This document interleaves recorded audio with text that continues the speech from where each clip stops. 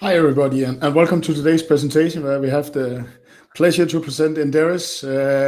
Today's event, take a deep dive into the three main business areas you have, with synergies you have, what are the growth drivers, how does the competitive situation kind of look, so get a general understanding on what is driving your business and what will be driving it in the future. Of course, I think interesting also to look into what you presented since you last reported, some larger, big M&A acquisitions in Sweden. And if I should look at the share price, at least the market applauded that. So they're not always right, but I guess in this case, you want to say they are right.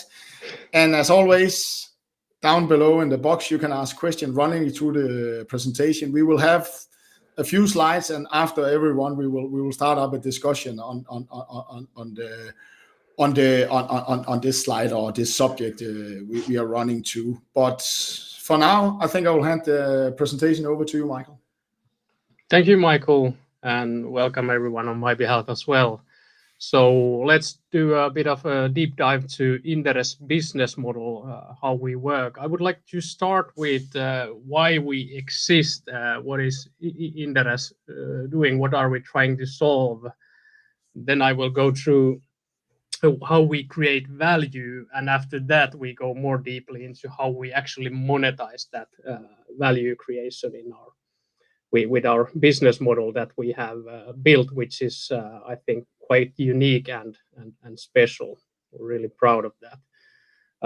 But to start with, we usually talk around the Inderes flywheel. So what Inderes is, that our job is to connect listed companies and the investor community. We connect them and then we facilitate information flow between the two. So it's a kind of a platform business model.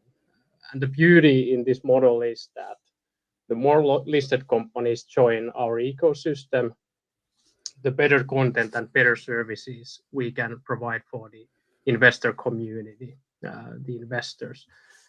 And the bigger investor community and engagement with the investors we have, the better services we can provide for the listed companies, which is where I will go into that more deeply later on, but that is where most of our monetization comes from. And that's the kind of like beauty of this model that we have seen in our history.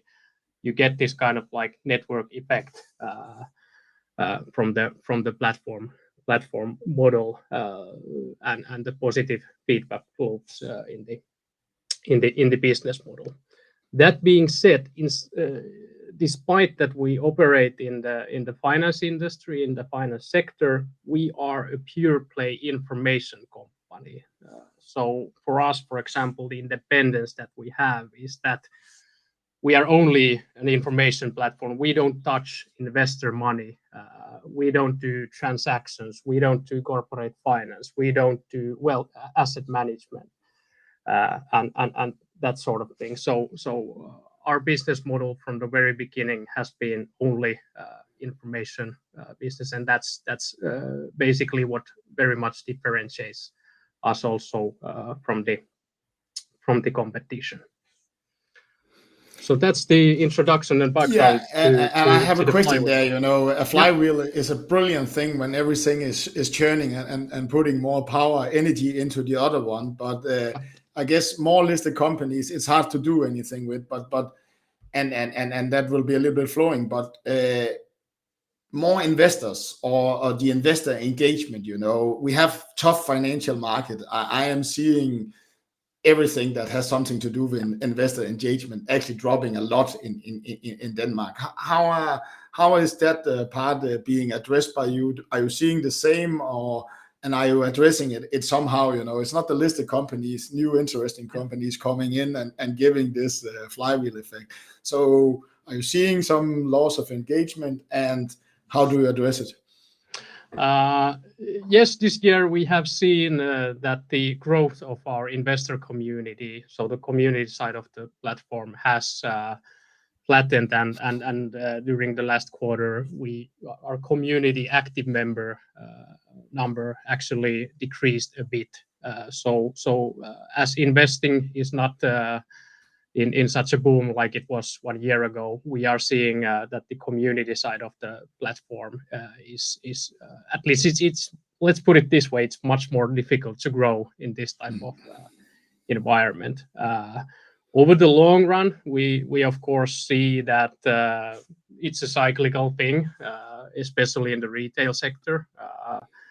But over the long run, of course, we see that investing in the long run is becoming available for ordinary people, and the retail community over long run will continue to grow. But it's a cyclical game. For us, well, of course, the number of community members is important, but what is even more important is the most active and most engaged community that we have, the ones that are most actively contributing to our platform, actively having discussion and providing content to the Inderes forum and so on. On that side, we have seen very good stickiness and engagement level, I would say, in the core community. And the core community is kind of like thinking we are into this market situation together. Let's go through this together. Let's learn from this together.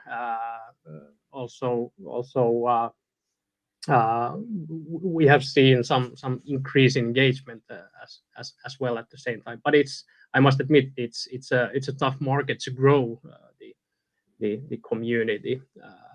The good thing is that so the answer is that you actually try and engage, the people you can engage, and not try and grow the what do you call it, the outer people who are going in and out depending on how the financial market is. Yeah, that makes sense. Yeah. It's also the quality, not only the amount of members. So that's how we think about it. Yeah. But yeah, that's the high level of our operating model.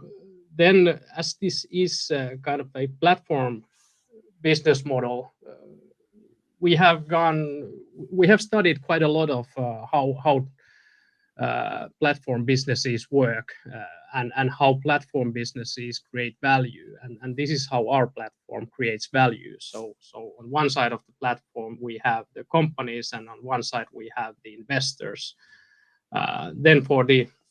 So that's the participant side of the platform. Then we need value units. Why should the participants join the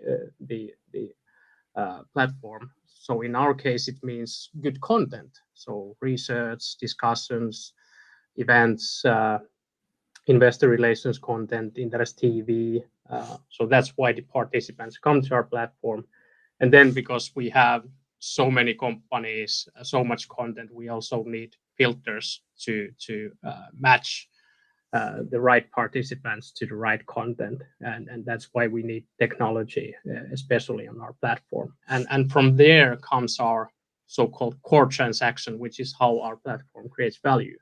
So for us, it means we have created value when we connect investor and listed company, and information flows between the two. That's how we create value. That's how we think about this whole company. So we need to build participants, we need to have value units, and we need to have filters to make this core transaction happen. And there we use this analogy of Tinder, how that works. It's easy to understand. So we have participants, people joining the platform. They create profiles, and then algorithms match them. And you can kind of like have the same analogy at the Inderes. And once we have defined how we create value, then we go to the question of how we monetize that value creation. So, but if you have any questions on this, I have one. A match. That's how they measure it. I know they don't measure whether they stay together or people actually get a good date. And on your side, but is it how to understand that you are not trying to measure share price, liquidity in the share, but you are if you want to put out a measurement, then that's the engagement, the viewing, the engagement on every part of on all the companies who are customers by you. Is that correctly understood? That's if you should measure it, you might say the core transaction. Yeah, you can have a lot of different KPIs to measure the core transaction. There's no one kind of like single KPI that would tell us the truth. If we take, for example, this event that we are now hosting as an example, so Inderes might have a follower on the platform. When we have this event, they get a notification that this type of event is starting, and then they join the event or watch it afterwards, and maybe have a discussion on it afterwards. Maybe post a comment on the chat. That's all core transactions. How to measure them? Well, we have a huge amount of different KPIs that we measure.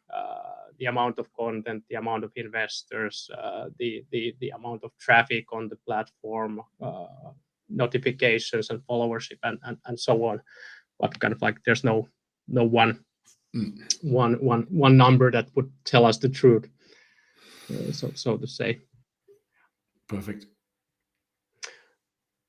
So then if we go to the economics of the platform, so in this type of model, so we need to have the flywheel effect. We need to get the flywheel spinning. If you monetize the platform too aggressively, it slows down the flywheel effect. And if you monetize the wrong side of the platform, that also slows down the platform effect. So the beauty of Inderes and how we have been successful in this is that we basically, as a company, we first figured out why do we exist.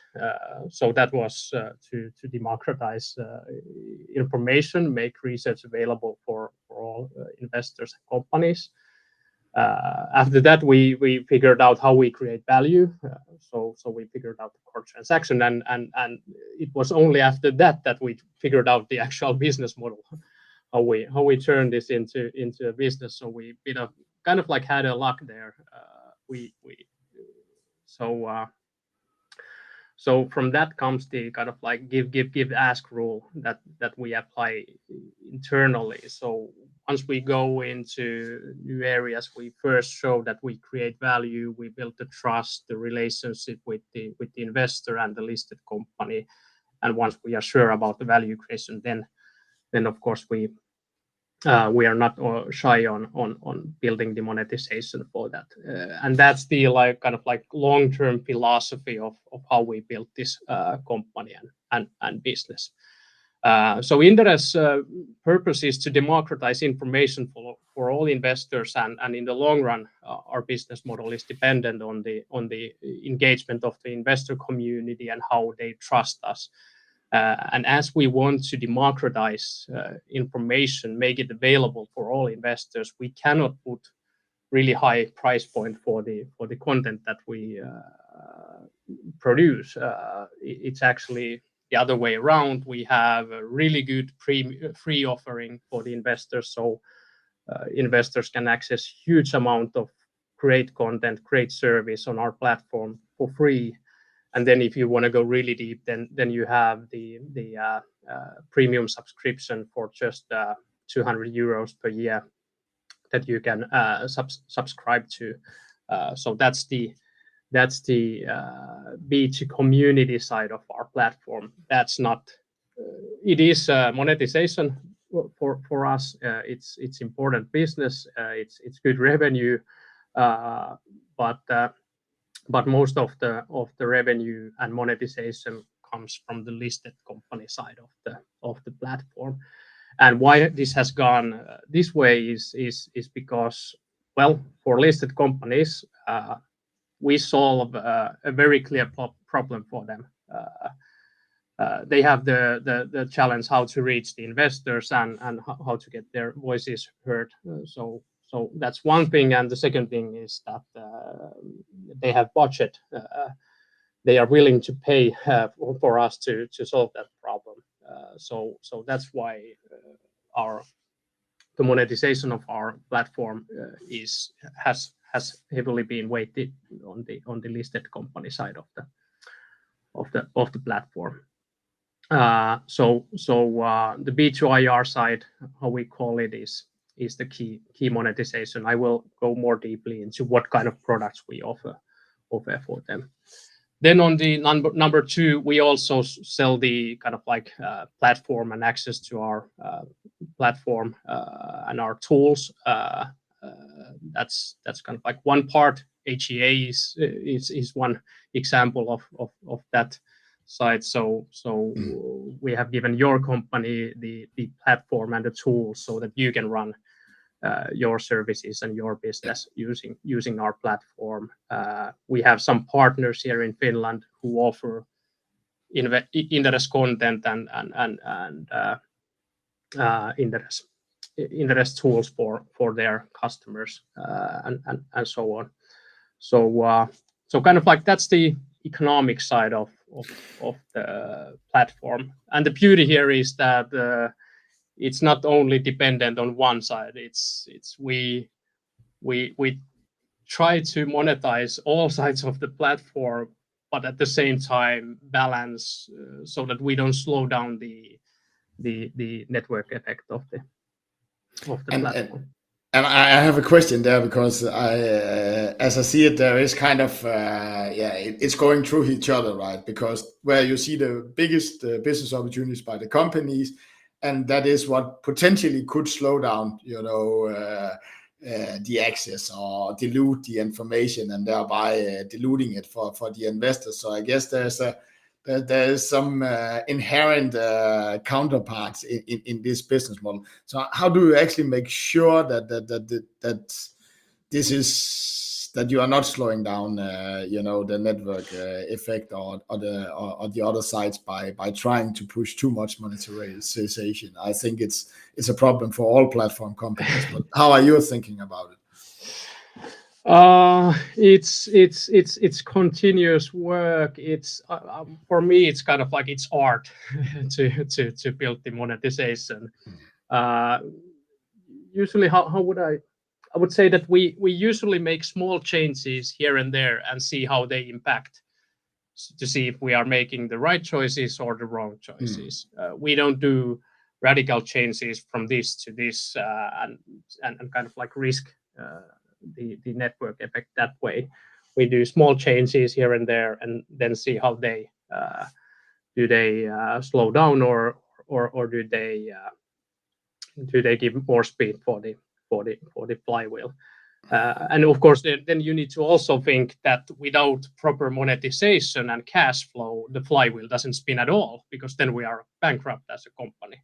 So also the monetization side of the platform gives us the cash flow and strength and the fuel to build a better platform, to build better services for the investors, to build better services for the listed companies. So it's also you need to really see the whole picture when building this company. And that's what's really exciting here.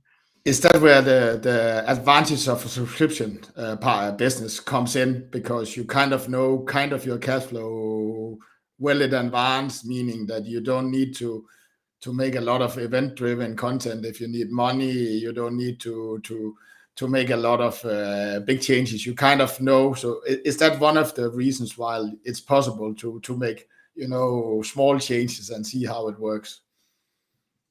Yeah. I would say building a recurring type of business model is also very much in our DNA.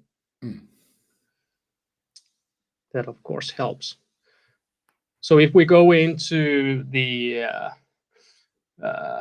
listed company side of the platform, where most of the monetization comes from, and there, what are the products that we offer for the listed companies? So here are the product areas that we offer. So basically today, and this is what we have built over the last 3 years.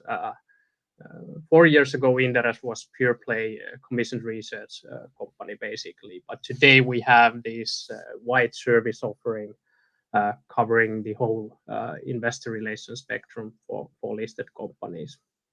So if I give an example of an IPO this spring, a company called Witted Megacorp, it's a really cool company. They did an IPO. For the IPO, we were the ones to do the investor relations side of the IPO. We built the investor relations capabilities for the company. We did their roadshow event, of course, virtually, and then we did research for the IPO. And that was kind of like a project fee for us. And once the company now is on the list, they have their investor relations website run by us on our platform. They have some of their investor relations functions outsourced for us. They do their quarterly webcast on our studios. They have commissioned research from us. When they had their AGM, they did it with us. So we did the event production, we did the AGM voting tool and software, and the whole event production. So kind of like that's the end-to-end package that we offer. Those are the key service areas that we have for the investor relations of the listed company. Of course, commissioned research is the biggest. Then quarterly webcasts is also really significant. That is the beauty of it. It's that it's recurring. Then AGMs, that's something we've gone into in the last 2 years during COVID. That is not recurring, but it reoccurs every year, I would say. AGMs, investor relations pages. That's in a ramp up phase. It's mainly it's a combination of SaaS and consulting services. That's small, but on a ramp up phase. And then on our production company, we do a lot of investor and other online and hybrid events for the clients. And looking at those business areas, and you talking about clients, I guess that demands a little bit of what I call Chinese walls. Maybe I'm a too old business analyst, but because you want to actually get as much business and upselling on the existing customers, but delivering on the one out on your left side, to me at least, the commission's research, that could endanger. Depending on whether you are positive or negative about the company. So how are you balancing this? Again, you might say that there's a counterpart in your business model that gives some risk.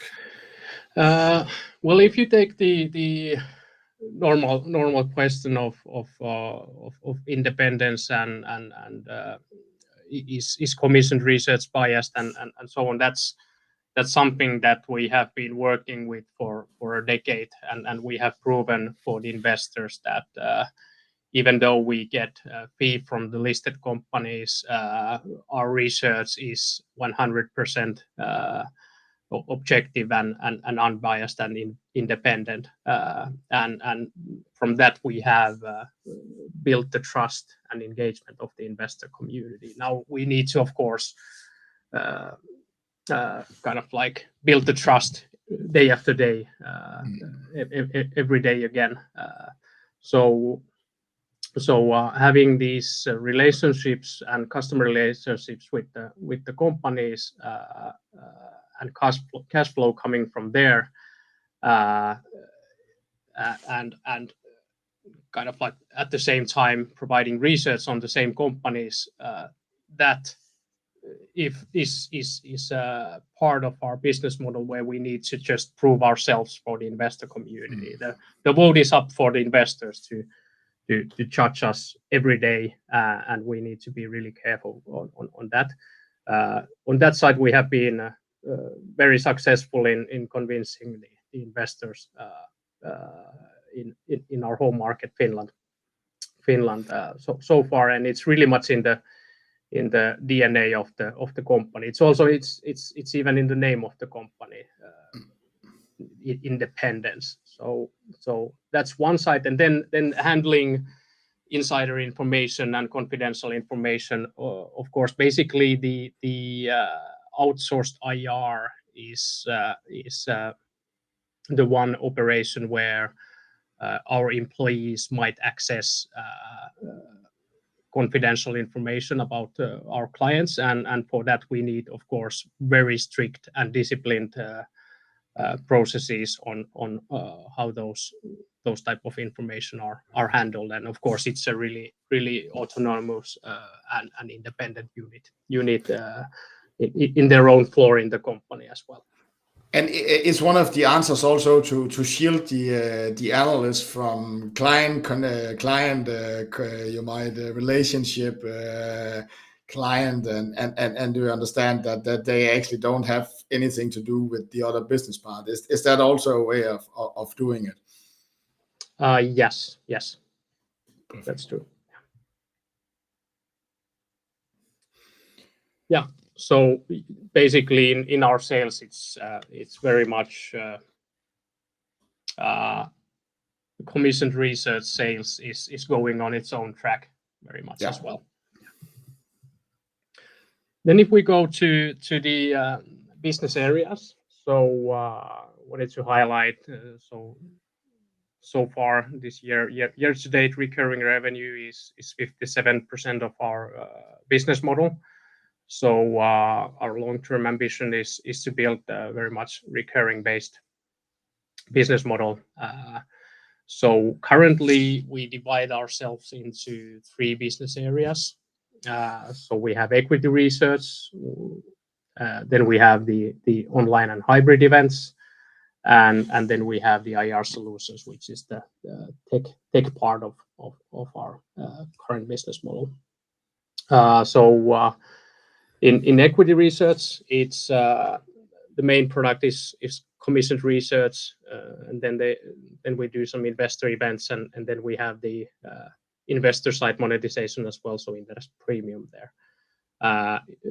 That is very much based on recurring revenue streams.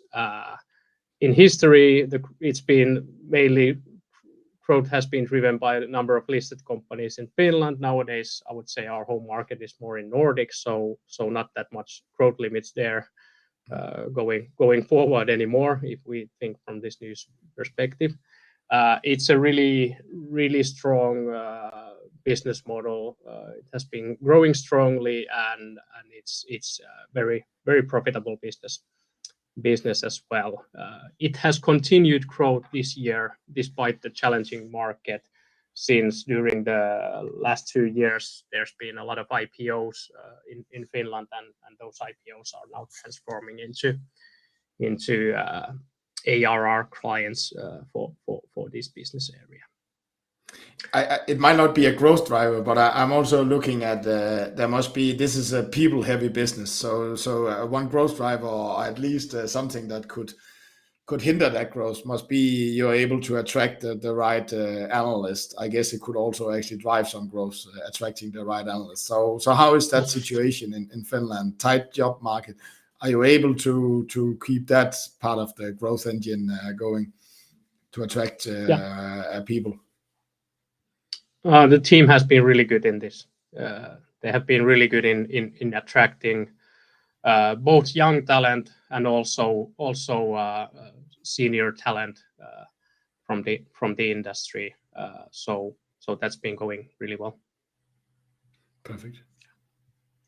But yeah, that's true. To grow there, we need more analysts, because one analyst can cover a limited amount of companies if we want to, and of course we want to keep up the really high quality of the research. Yeah. Then with online and hybrid events, so that is mainly done by our subsidiary company Flick. So it's a production company, and a few weeks ago we also acquired more of this business in Sweden. So financial hearings and streamfabriken, and that business is doing webcasting mainly for investor relations. So quarterly calls, quarterly webcasts, AGM, live stream productions, capital markets days. They might be hybrid or they might be virtual. And here the growth driver is the digitalization of the event industry. I would say on a high level and long term. This was clearly a COVID winner business. The business that we had more than doubled during COVID, and this year, as we have spoken, it's been a bit of a hangover year after really strong growth. So in the first half, we had a bit of a slightly negative growth here, and profitability also wasn't as good level as last year, but it was still a good profitable business. And now, of course, on this product area, we acquired 4 million euro revenue business on this area last year. So that changes the game quite a bit as well. So it's really important business area for us. And I guess it's also technology here, right? Because I guess you also have an old way of doing that, and now with the new technology, being able to do it and do it better. I guess that's also, one of the growth drivers that you will try to push. I don't know whether you can call it a growth driver then, but yeah. So I would say the technology is really important for all business areas. So even though we have equity research as a business unit and online hybrid events as a business unit, then comes the technology, the IR solutions part, which is third. These two business areas wouldn't exist without the technology part. So for example, the broadcasting software, the virtual event platform that the IR solutions team is developing is used by the online events business area. So that's really important competitive driver for them,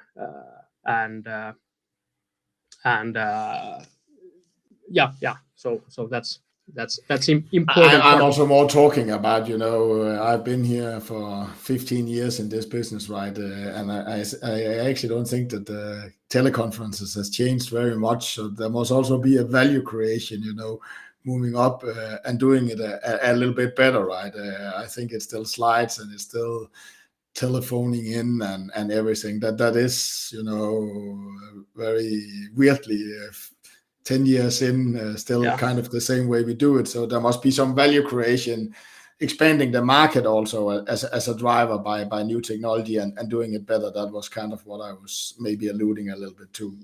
Yes, exactly. So, for example, in Finland, the webcasting culture of listed companies, we have made a huge leap in that. So if I compare Finland and Sweden, in Sweden most of the companies do audio casts with the telephone operator and so on, while in Finland many even the small companies, they come to our studio and the production looks really professional and it represents the company's brand and image and also gives a good, it's also a larger stakeholder communication for the company than just speaking for a couple of analysts. So that's a big culture difference I see, and I also see that there's a big potential for us to move this industry to more professional productions. That's one side, but also at the same time mentioning that we also we must remember that we are in the business of democratizing information, so we need to lower the barrier to do these type of productions. We need also tools for you and me to do these kind of like easy productions. So I don't need to fly to Finland every time. No.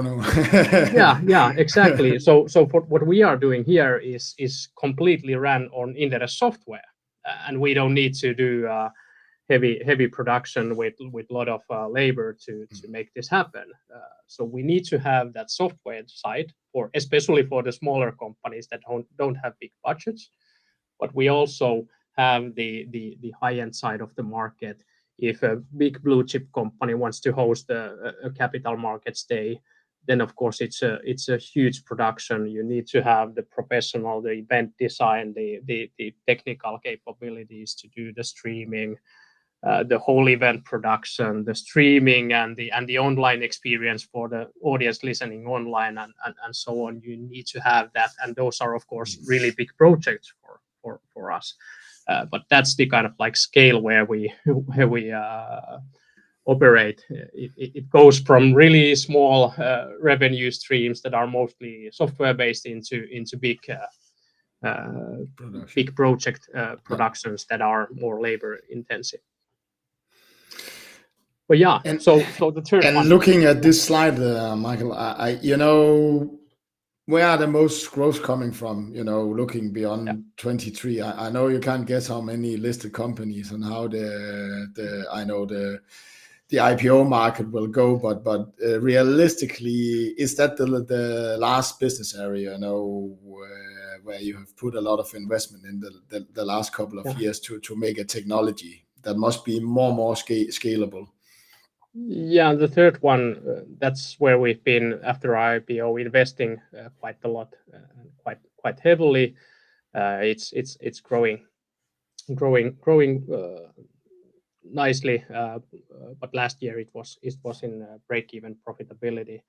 Of course, the third one is where we are most on the growth path, but I would say now today we should see our home market as the Nordics. In like going into this year, Inderes home market was pretty much Finland, and we had almost all the companies as our clients in Finland. So slightly less than 200 companies. But today our addressable market, as we are a Nordic player, is more than 1,000 potential companies, I would say. So the size of the market is not limiting us if we are able to transform this into a Nordic business, which we've been doing very much this year, building those capabilities and the infrastructure for that one. So it depends on what perspective you take here, I would say. And I guess you mentioned here not profit. It was break even last year. And now you're writing here not profitable and negative profitability this year. But have you had the heavy lifting of the investment, or are there still some might heavy lifting, or are you now going to reap the benefit, you might say, of this model, with scalability and heavy upfront investments, and then getting the advantages of those early on heavy investments? So have you done most of the heavy lifting here, or is there still some left? On the software side, we recruited quite a lot of developers at the end of last year, and that's what we have communicated. In the short run, we don't need much new resources or much new investment on this area. We need to get recurring revenues up, more revenues, to make sure that we go on a profitable path. Of course, once we see that these investments are yielding good results, we are also not afraid to increase those investments if we see that they make sense for the shareholder perspective. And then the last question, and we can get to some of the competitive side. Is there something missing here in your viewpoint? Now it is pretty covering a lot of areas within the IR, the investing community. Is there's something missing here that you see. I know you don't need to tell me about your secret projects or what you're running, but in a big general perspective. I would say it's quite comprehensive offering. Like I said, now we can offer the full package for a small or medium-sized company. Of course, there might be some small, very niche tools that the investor relations need that are not in our portfolio, and we might consider developing them. But at the moment, we're quite happy with what we have, and it's more like developing that to the next stage, and also packaging the product offering so that we can offer it in a more scalable way for Nordic companies. Perfect. So next one, this all comes down to what is Inderes. Are we a software company? Are we a professional services company? Are we a media company, or are we some kind of banking business, or whatever? The banking business, that's what we are not. But usually that's the questions I get. Is this services, software, or I ask you media? every time, Michael, so you came in at advance. And my answer is that it's none. it's combination of those three, and that's kind of like the Inderes. I would say the Inderes magic that we have done is to combine all these elements into products that are in their own category quite unique and differentiate from the competition. So it's the combination of these three elements, packaging them into solid product offerings. We're not trying to kind of like go into some existing category. We like to think that we are building our own market, our own category, and the beauty is that when you build your own category, your own flywheel, that's when you have 100% market share, right? In Inderes flywheel and Inderes ecosystem, our category, we have 100% market share. So we kind of like, we are not thinking how can we beat competition. We are thinking how can we democratize information in our industry? How can we serve the investor community better? How can we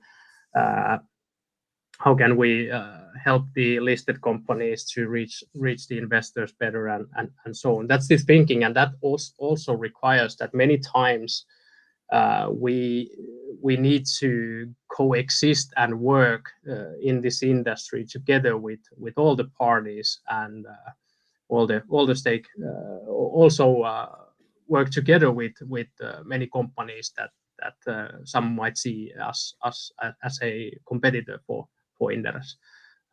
For example, we are paying money to get our competitors' research on our platform for our users, because we think that benefits our users. So we are basically paying money to help our competition. But for us, that's kind of like the right thing to do, because at the end of the day, it's the investor community that where the actual competition in the long run is. If you win that competition, then you win the listed companies as well. I will not let you off the hook so easy to say that you can just create your own category, then you don't have any competition. But where should we look from where should we most look from competition? Is it the existing banks? Is it someone creating something in the you might say the backyard, or what do you call it, the garage, and try to compete with you on the platform side? Where are you mostly looking for competition and trying to evaluate whether that is a big threat to you or to your business, that they are growing up? Well, if we take on the slide number one, for example, in equity research is of course the banks that offer commissioned research services. That's a big competition. Also, the boutique corporate finance houses that offer commissioned research.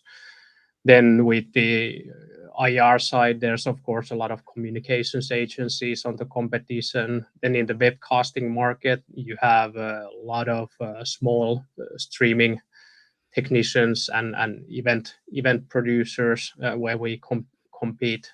So that's one part of the competition. Then on the number two, technology. Yes, on the AGM, there's at least one competitor in Finland on investor relations tools and investor website. There's a lot of these very focused software players providing IR tools. Video Sync, the virtual event platform, has quite a lot of competition, which is global. Then if we go to number three, I would say